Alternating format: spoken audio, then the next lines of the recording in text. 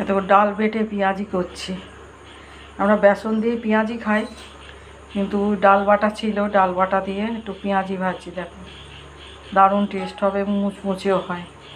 আমরা সাধারণত এই সাদা তেল রাইস ব্র্যান্ড বা সাফোলা এইসব তেলেই ভেজে খেয়ে থাকি, কিন্তু এটা আমি আজকে সর্ষের তেলে ভাজছি। এর টেস্টটা আরও আলাদা হবে। দেখো আগে আমরা এত সাদা তেল খেতাম না, এখন সব কত শরীরের নানান রকম কন্ট্রোল করি বলে সাদা তেলে খাই, কিন্তু আমরা আগে ছোটোবেলায় সর্ষের তেলই আমাদের বরাদ্দ থাকতো, যা হতো সব সর্ষের তেল। কালারটাও কত সুন্দর হয়েছে। আমরা একমাত্র লুচি পরোটা যখন খেতাম তখনও মা মাঝে মাঝে করে দিত, সর্ষের তেলে পরোটা করে দিত।